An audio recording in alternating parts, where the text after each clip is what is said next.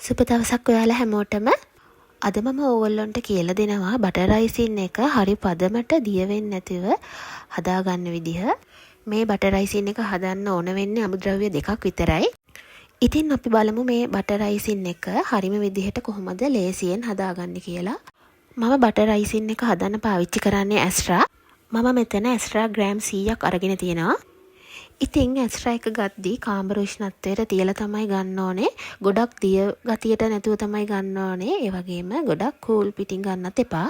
ඊළඟට මම අරගෙන තියෙනවා icing sugar ග්‍රෑම් 300ක්. icing එක හදන්න කලින් icing sugar අනිවාර්යයෙන්ම හොඳට පෙනේරයකින් හලලා ගන්න ඕනේ. මුලින්ම මම ඇස්ට්‍රා ටික බෝල් එකට දාලා බීට් කරගන්න තමයි හදන්නේ.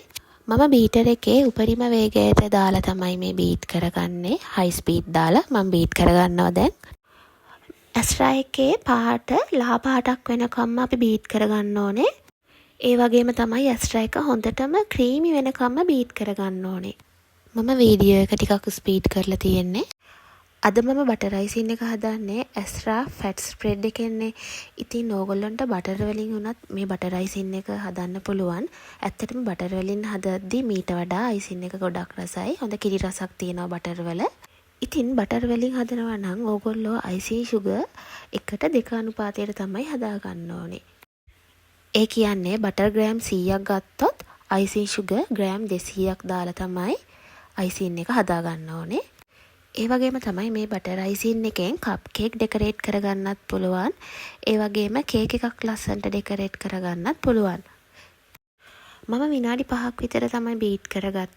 ඕගොල්ලන්ට බැලුවොත් පේනවා ඇති ඇස්ට්‍රා එකේ පාට වෙනස් වෙලා තියෙනවා කියලා. ඒ වගේම තමයි හොඳට ක්‍රීමි විදිහට තියෙනවා. මේ විදිහට තමයි අපි බීට් කරගන්න ඕනේ icing sugar දාගන්න කලින්. එතකොට අපිට හරි පදමට පර්ෆෙක්ට් බටර් රයිසින් එකක් හදාගන්න පුළුවන්. බටර් ටික හොඳට බීට් කරගත්තට පස්සේ මම icing sugar ටික එකතු කරගන්නවා. icing sugar එකතු කරාට පස්සේ මුලින්ම high speed දාලා බීට් කරගන්න එපා. ඒ කියන්නේ බීටර් එකේ වේගය වැඩි කරලා බීට් කරගන්න එපා. එහෙම වුණොත් icing sugar හැමතැනම විසිරෙන්න පුළුවන්. බීටර් එකේ වේගය අඩු කරලා icing sugar ටික බටර් එකත් එක්ක කලවම් වෙනකන් low speed එකේ බීට් කරගන්න ඕනේ. icing sugar ටික බටර් එකත් එක්ක හොඳට මික්ස් වුණාට පස්සේ මම ස්පීඩ් එක වැඩි කරලා ආපහු හොඳට බීට් කරගන්නවා. ඇත්තටම කිව්වොත් icing එකේ හරිම පදම හදාගන්න නම් අපි හොඳට බීට් කරන්න ඕනේ බටර් icing එක. ඒ වගේම තමයි අපි හොඳට බීට් කරද්දී මේ බටර් icing එකේ පාටත් ගොඩක්ම ලයිට් කලර් එකක් වෙනවා. ගොඩක් ලා පාටක් වෙනවා. මම බටර් රයිසින් එක හදද්දී වැනිලා එකතු කරන්නේ නැහැ. ඕගොල්ලන්ට ඕන නම් පුළුවන් වැනිලා එකතු කරන්න. ඒ වගේම තමයි ඕගොල්ලන්ට පුළුවන් ෆ්‍රෙෂ් මිල්ක් උනත් මේකට දාලා රස වැඩි කරගන්න. කිරි එකතු කරනවා නම් තේ හැඳි දෙකට වඩා එකතු කරන්න එපා. එහෙම වුණොත් වෙන්නේ බටර් රයිසින් එක දියාරු වෙන්න බලනවා. එහෙම දියාරු වුණොත් අපිට හරියට අයිසින් කරගන්න බෑ. ඒ වගේම ඕගොල්ලන්ට ඕනේ නම් පුළුවන් වැනිලා දියර වෙනුවට වැනිලා පවුඩර් එක අරගෙන එකතු කරන්න. ඒ වගේම තමයි තව දෙයක් කියන්න ඕනේ. අද මම මේ අයිසින් එක හදද්දී කිරි ඒ වගේම වැනිලා එකතු කරේ නැහැ. එහෙම එකතු කරේ නැහැ කියලා මේ බටර් අයිසින් එකේ රස අඩු නැහැ. හරිම රසයි. අපි දැන් බලමු බටර් අයිසින් එකේ පදම ඇවිල්ලාද තියෙන්නේ කියලා. මම මේ විදිහට ස්පැචුලා එකෙන් හොඳින් කලවම් කරනවා. කලවම් කරද්දි බලනවා අතට තද ගතියක් තියෙනවද කියලා. අතට තද ගතියක් වගේ දැනෙනවා නම් අපි තව හොඳට බීට් කරන්න ඕනේ. මේ විදිහට ස්පැචුලා එකෙන් කලවම් කරද්දි අතට තද ගතියක් එනවා නම් අපි තව ටිකක් හොඳට බීට් කරගන්න ඕනේ.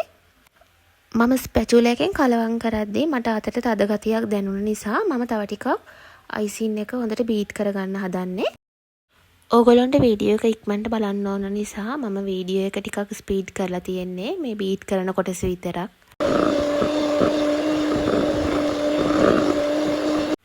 දැන් මම බීට් කරගෙන ඉවරයි සම්පූර්ණයෙන්ම.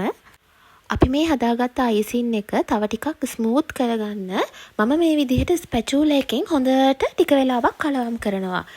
එහෙම කරාම අයිසින් එක හොඳට සොෆ්ට් වෙලා හොඳ ස්මූත් විදිහට තියෙනවා.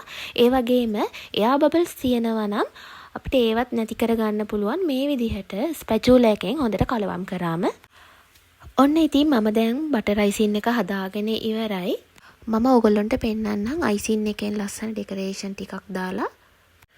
මම ස්ටානෝසෙල් එකෙන් තමයි ඩෙකරේට් කරලා පෙන්නන්නේ ඔයගොල්ලන්ට. මේ විදිහට අයිසින් බෑග් එකෙන් පයිප් කරද්දී අතර තද ගතියක් දැනෙන්නේ නැහැ. අයිසින් එක හොඳට සොෆ්ට් එකට ස්මූත් විදිහට හදලා තියෙන නිසා හරිම ලේසියෙන් අයිසින් කරන්න පුළුවන්. ලොකු ආයාසයකින් තොරව අයිසින් එක කරගෙන යන්න ලේසියි. ඒ වගේම තමයි කඩතොලු නැතුව නීට් එකට අයිසින් කරන්න පුළුවන් අපිට. ඕගොල්ලෝ දැකලා ඇති සමහර කේක් වල ඒ වගේම කප් කේක් වල ඩෙකරේෂන් එකේ කඩතොලු තියෙනවා. එහෙම කඩතොලු තියෙන්නේ අයිසින් එක හරි පදමට ආවේ නැති වුණාම. ඕගොල්ලන්ට කප් කේක් එකක් ඩෙකරේට් කරගන්නවා නම් 1M හරි එහෙම නැත්නම් 2D වගේ නොසල් එකක් දාලා මේ විදිහට ලස්සනට රෝස මලක් උනත් පයිප් කරගන්න පුළුවන්. දිය වෙන්නේ නැහැ අයිසින් එක. දවස් 2-3ක් උනත් අයිසින් එකෙන් ඩෙකරේට් කරලා කප් කේක් එකක් තියාගන්න පුළුවන්. මුකුත්ම වෙන්නේ නැහැ. අපි මේ අයිසින් එකට කිරි එකතු කරගත්තේ නැති නිසා නරක් වෙන්නේ නැතුව ෆ්‍රිජ් එකේ දාන්නේ නැතුව අපිට කප් කේක් එක තියාගන්නත් පුළුවන්.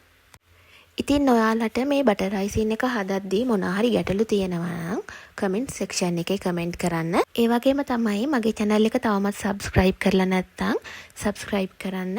මේ වගේ තවත් අලුත් වීඩියෝස් ගොඩක් මම ඔයගොල්ලන්ට ගේන්න හිතන් ඉන්නවා. ඊළඟ වීඩියෝ එකෙන් හමු වෙනකන් ඔයගොල්ලෝ හැමෝටම සුබ දවසක් කියලා ප්‍රාර්ථනා කරනවා.